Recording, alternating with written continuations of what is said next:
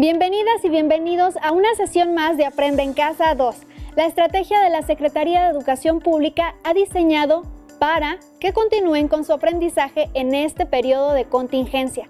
Recuerden lavarse continuamente las manos, mantener la sana distancia, procurar no tocarse la cara y realizar el estornudo de etiqueta. Mi nombre es Leslie Mendívil y me da mucho gusto poder saludarles.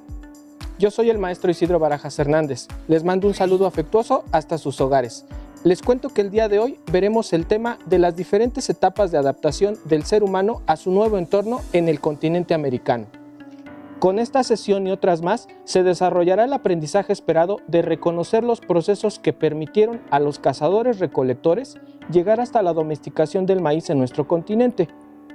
Es importante que tengan su cuaderno y bolígrafo a la mano y que tomen las notas de todos aquellos aspectos que consideren más relevantes. ¿Listas y listos? ¡Comencemos! Para dar inicio, les invito a que escuchen con mucha atención la siguiente lectura, en la cual un abuelo historiador responde una serie de preguntas que sus nietos le hicieron sobre la prehistoria. Pongan atención a los detalles. El fragmento que vamos a leer pertenece al libro que tiene por título La prehistoria explicada a los jóvenes. Y ya que se trata de un diálogo, te propongo que me ayudes a leer, Leslie. Claro que sí, maestro. Bien, yo leeré al historiador y tú al joven. Adelante, por favor. ¿Cómo vivían? En aquel mundo repleto de animales, ¿se dedicaban sobre todo a la caza? ¿Qué armas utilizaban? ¿Qué cosas inventaron? Espera un momento. Como siempre, se debe precisar la época.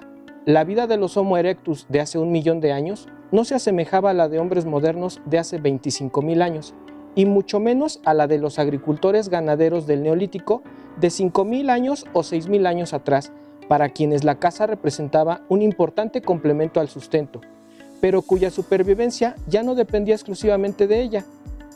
Los primeros, menos inteligentes y peor organizados, dedicaban mucho más tiempo a la búsqueda de alimento que los grandes cazadores de tiempos glaciares, que disponían de armas mucho más eficaces.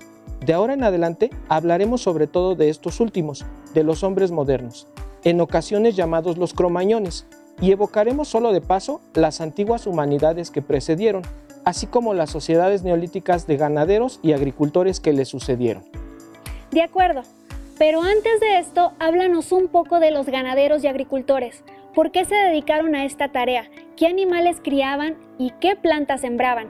¿Qué técnicas utilizaban? Aquellos cambios no se alcanzaron de un día para otro, ni al mismo tiempo en todas partes.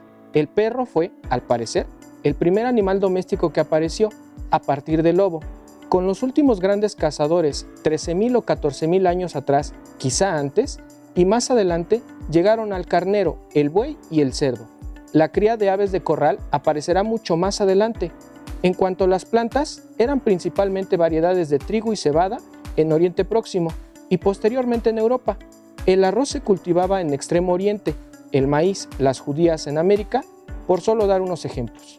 Las técnicas eran toscas y rudimentarias, y lo fueron durante mucho tiempo, con el uso del arado básico, un arado primitivo que se sigue utilizando en algunos puntos del mundo.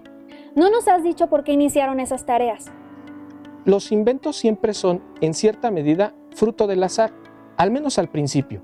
Algunas personas observaron, sin duda, que de los granos de trigo salvajes abandonados cerca de los campamentos crecían espigas en primavera. Reflexionaron y produjeron sistemáticamente la misma operación. Otros, tras cazar a las madres de crías, las recogieron y las criaron. Este proceso se repitió, sin duda, una y otra vez a lo largo del tiempo, con numerosos fracasos, antes de lograr una auténtica ganadería. La agricultura y los animales domésticos son una garantía para la vida. Y se sabe, habrá algo de comer para el año siguiente, incluso en la estación de escasez. Esto sin duda debió cambiar sus vidas por completo. Efectivamente, hasta tal punto que, para hablar de ello, se ha utilizado la expresión revolución neolítica. Al igual que muchas expresiones consagradas, esta es verdadera y falsa a la vez. Nos da a entender que el proceso fue muy rápido, lo cual no fue cierto. Los comportamientos fueron modificándose de forma progresiva en algunas partes, no en otras. Sin embargo, cuando la ganadería y la agricultura lograron convertirse en la actividad principal y regular, sus consecuencias a largo plazo fueron mucho más importantes que la seguridad alimentaria. Se volvieron sedentarios, Es decir, en lugar de desplazarse a mayor o menor distancia, permanecieron en el mismo lugar. Cuando se tiene un campo, hay que sembrar y cosechar sus frutas. Construyeron aldeas, levantaron graneros, eran dueños de rebaños. Esta riqueza desencadenó cambios en su sociedad, en cuyo seno había sin duda ricos y pobres, y por tanto una jerarquía. Representó el final de un modo de vida que había durado millones de años, cuando los hombres solo eran cazadores y recolectores. Por cierto, al principio, ¿cómo cazaban? ¿Tenían armas? Los homínidos más antiguos cazaban pequeñas presas, las que podían alcanzar con sus propias manos o arrojando una piedra. También se alimentaban de carroña. Esto significa que aprovechaban los restos de las grandes presas que los felinos cazaban y abandonaban a su suerte. 2,5 millones de años atrás, ya tallaban guijarros para obtener de ellos herramientas toscas, con el fin de descuartizar y quebrar los huesos de sus presas y así sorber su médula. Por otra parte, no debemos olvidar que los humanos eran omnívoros, comían todo cuanto fuera posible, comestible, y encontraron a su paso frutos, bayas comestibles, plantas, setas, insectos. La verdadera caza con armas fue desarrollándose progresivamente a lo largo del tiempo y convirtió al hombre en el cazador más temible entre todas las especies animales. Hasta aquí la lectura. ¿Qué les pareció? Si tuvieran un abuelo historiador, ¿qué otras cosas le preguntarían sobre los cazadores recolectores? ¿Qué datos curiosos les gustaría saber de sus antepasados más remotos? Reflexionen en ello y después intercambien en la medida de lo posible sus preguntas con algunos compañeros, respetando las medidas sanitarias. Para comenzar con nuestra sesión, es importante recordarles algunos datos interesantes sobre el poblamiento de América. Existen diversas teorías que han tratado de explicar de manera científica los orígenes de la población en nuestro continente. La teoría más aceptada sostiene que el poblamiento de América tiene sus orígenes en Asia y que la llegada de los pobladores a este territorio se produjo durante la última glaciación, lo cual permitió que se formara un puente en la zona norte de nuestro continente, específicamente en el estrecho de Bering. ¿Recuerdan esos datos? Bien, estos pobladores nómadas transitaron por este estrecho y continuaron moviéndose hacia el sur en busca de comida y mejores condiciones climáticas. Es así que, con el paso del tiempo, se dan los primeros asentamientos. ¿Cómo se imaginaban que fueron estas personas? ¿Creen que aún conservamos alguna de sus características? El poblamiento del continente americano transcurrió a través de miles de años. La periodización propuesta para este tiempo tan largo es también diversa.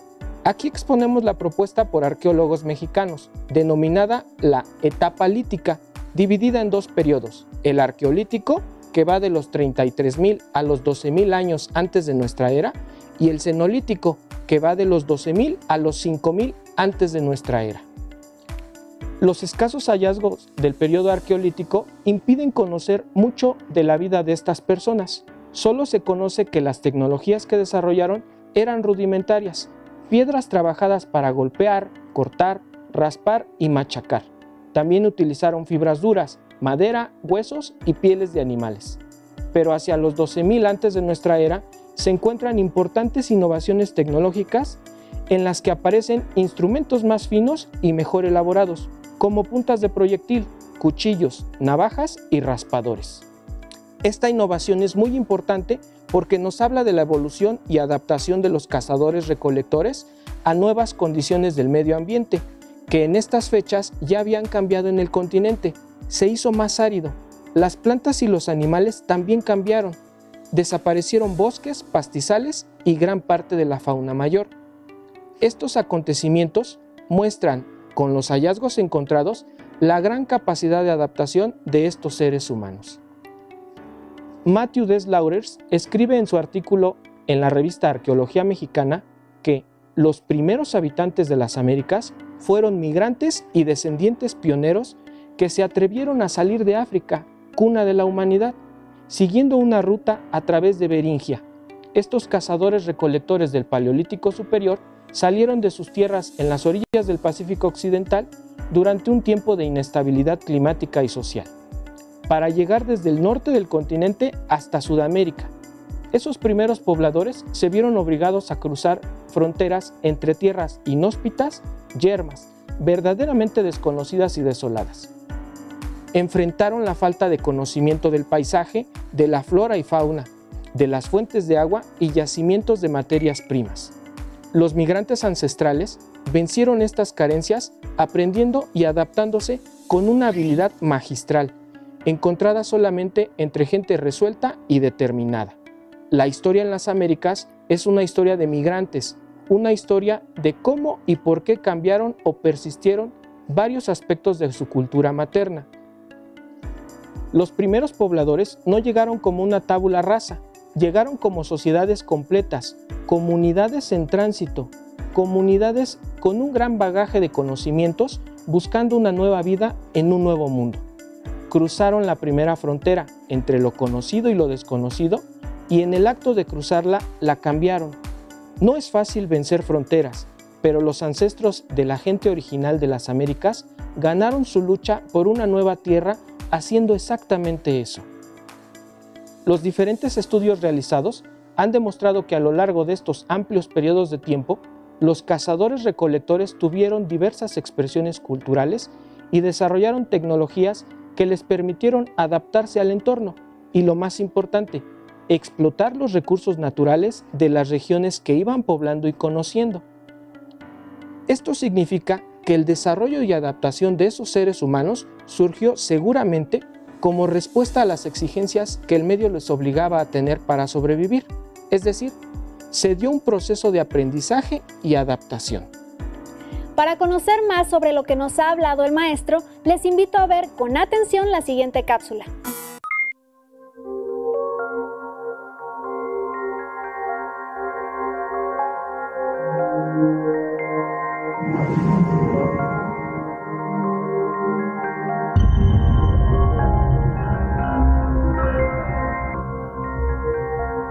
La playa es un sitio verdaderamente espectacular del norte de México. No solo por el tamaño que tiene, que son más de 10 kilómetros cuadrados, sino también por la larguísima temporalidad de ocupación. Desde el cambio del Pleistoceno al Holoceno.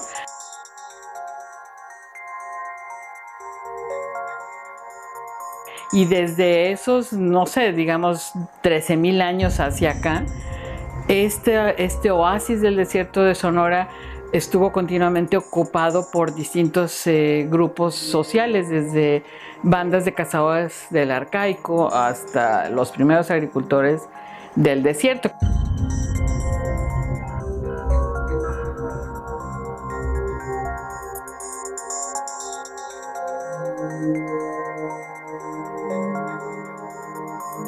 La playa es interesante por todas estas características y porque quedó también la evidencia de las poblaciones que vivieron en este lugar.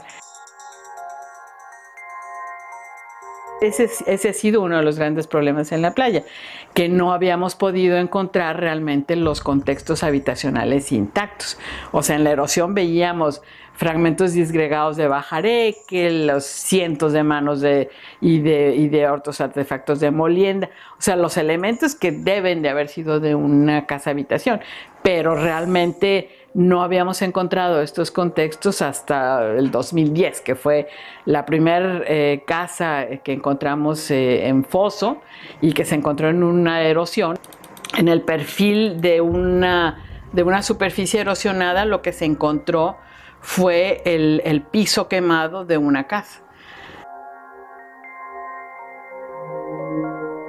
Al excavar, lo que encontramos son los distintos hoyos de poste que aparentemente fueron ocotillos, o sea, la estructura estaba hecha de ramas de ocotillo y digamos que nos quedó solo la mitad de una casa sin erosionar.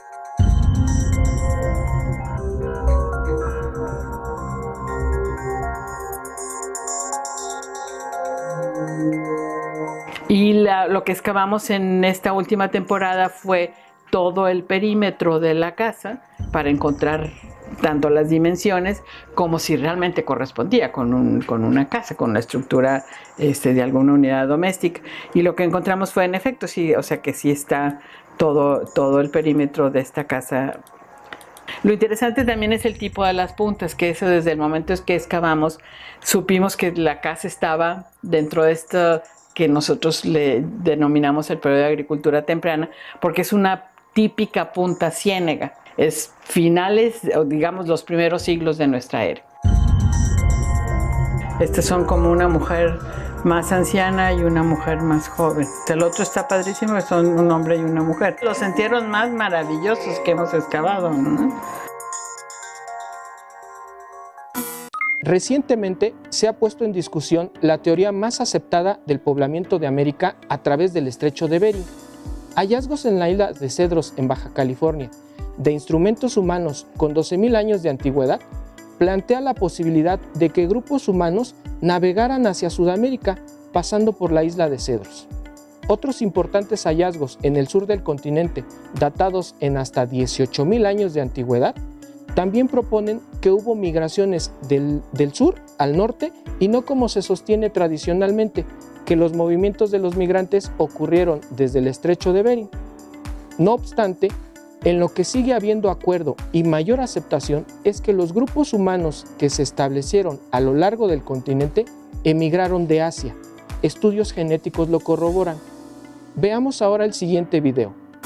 Se ha descubierto en el estado de Sonora un sitio conocido como Fin del Mundo, que contiene restos de los primeros pobladores de América, así como los del primer gonfoterio hallado en la parte norte del continente americano. En el sitio del Fin del Mundo es el único donde hay asociación entre actividad humana y gonfoterios. Para Sudamérica sí se conocen otros sitios, ¿sí? Porque, como decía, este es el único grupo que pasó. Ni los mamut ni los mastodontes pasaron, si los gonfoterios sí hay algo de asociación.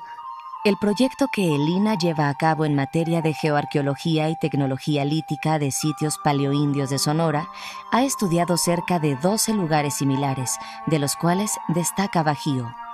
Los estudios arrojan que las puntas de cuarzo y otros materiales de caza tienen cerca de 11.000 años y se encontraron en grandes cantidades, por lo que se supone fue un sitio de concentración de los nómadas cazadores-recolectores. Hay herramientas que están hechas de la misma roca, tanto en el Bajío, como en el Fin del Mundo, como en el Aiga. Entonces quiere decir que entre ellos están intercambiando herramientas, ¿no? Entonces eso ya significa que tienen un territorio y que se reconocen entre ellos. Estos descubrimientos y las investigaciones derivadas de ello son un paso más para profundizar el conocimiento sobre los primeros seres humanos que habitaron y fueron poblando nuestro país. Observarán cómo los vestigios encontrados van modificando y actualizando las diferentes teorías del poblamiento de nuestro continente. Es importante insistir que los primeros pobladores fueron encontrando diversos sistemas ecológicos y que la observación, la experiencia y el aprendizaje les permitieron adaptarse al medio y transmitir sus conocimientos de generación en generación. Así, fueron creando artefactos que facilitaron realizar las actividades. Por ejemplo, para cazar, tuvieron que observar las costumbres, los movimientos, alimentación y refugios de los animales que iban a cazar, mejorando sus técnicas y estrategias de cacería. Lo mismo ocurriría con las plantas. Tras la observación y la experiencia recolectora, fueron aprendiendo sus propiedades. Al mismo tiempo, la selección que hicieron de las plantas de su preferencia y utilidad hizo que favorecieran el crecimiento y mejora de muchas de ellas y poco a poco el cultivo de algunas. Es necesario comprender que estos procesos llevaron miles de años. Lentamente los habitantes de este enorme continente fueron evolucionando, adecuaron sus actividades y mejoraron su tecnología, a tal grado que paulatinamente dejaron de ser grupos nómadas, cazadores-recolectores y se fueron estableciendo en pequeñas aldeas conforme sus necesidades lo permitían, convirtiéndose en grupos sedentarios, cazadores, agricultores y posteriormente domesticando los animales que servirían de alimento. Todo lo expuesto significa que hubo múltiples formas de relacionarse con el medio. El desarrollo fue heterogéneo, lo cual causó expresiones culturales y pensamientos también diversos. El proceso de domesticación de plantas y animales lleva a la creación de la agricultura y a partir de esta nueva forma de apropiarse de sus alimentos, abre paso a nuevas formas de relacionarse como sociedades. Se harán más complejas, surgirán clases dirigentes y grupos de poder, y finalmente la construcción de grandes y espléndidas ciudades. Para conocer más sobre las personas que transitaron por estos diversos procesos de adaptación y sus vidas a lo largo de miles de años, les invito a observar el siguiente video y después lo comentemos. En el desierto del sureste de Coahuila existe un sitio arqueológico con miles de grabados en piedra distribuidos en diferentes puntos de la sierra relacionados con campamentos de cazadores-recolectores, donde hay fogones, puntas de flecha y lítica. Aquí tenemos principalmente los grabados que fueron hechos a partir de la representación de ciertos rituales, ya sea para atraer la lluvia, de ritos de paso. En Arigua arrojarán diversos datos aún por descubrir, pero por lo menos se sabe que, como en Boca de Potrerillos y Nuevo León, se trata de expresiones involucradas en rituales de iniciación, cacería del venado o dedicados al cosmos. Para ellos era muy importante lo que es el venado cola blanca. De hecho, aquí en algunas partes, por ejemplo más hacia arriba, están las representaciones de unas huellas de venado que se asemejan como si fuera caminando.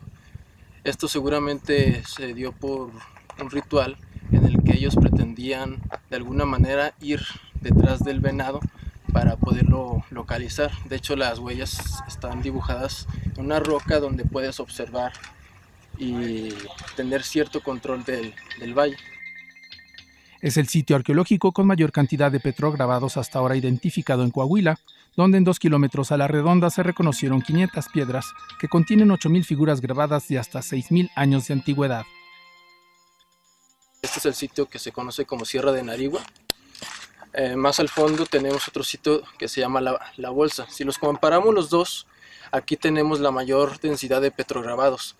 Tenemos casi 400 metros a lo largo y toda la ladera al sur de esta sierra.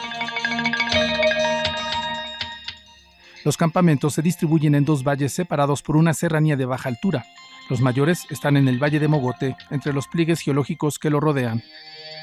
Las chozas en los campamentos eran de materiales perecederos y transportables, por lo que es difícil encontrar sus señales en el paisaje, siendo los fogones el rasgo más visible en la actualidad.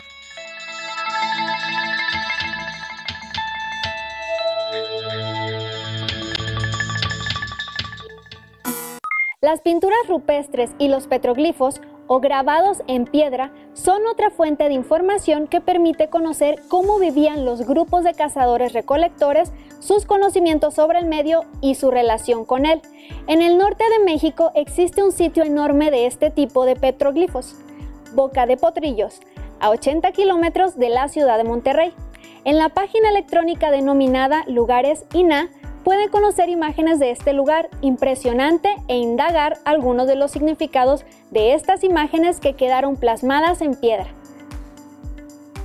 ¿Observaron cómo se va dando el asentamiento de los grupos y van evolucionando en sus actividades? Recuperemos algunos datos importantes de las últimas sesiones. Hace 5,000 años antes de nuestra era, los pobladores de América desarrollan los primeros cultivos. Para el año 2500 antes de nuestra era, logran consolidar la agricultura y la domesticación de algunas especies. Entre los años 200 al 600 de nuestra era, se había logrado desarrollar la agricultura intensiva y el desarrollo de técnicas avanzadas de cultivo, así como los procesos de especialización por regiones. Es importante mencionar que todo este proceso de desarrollo también se dan avances tecnológicos que permiten mejorar y facilitar los procesos agrícolas. Con ello, la creación de diferentes herramientas que incluso hoy en día seguimos utilizando para la agricultura. Y bueno, para concluir, lanzaremos un reto.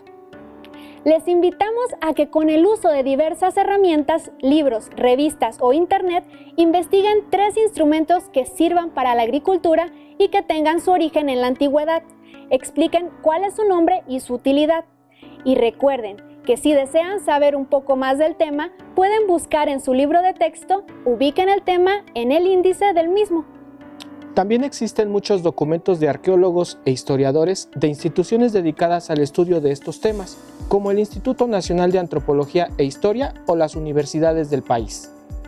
Listo, terminamos, pero aún nos queda mucho por explorar y descubrir. Así que nos vemos pronto aquí en Aprende en Casa 2. Cuídense y hasta la próxima.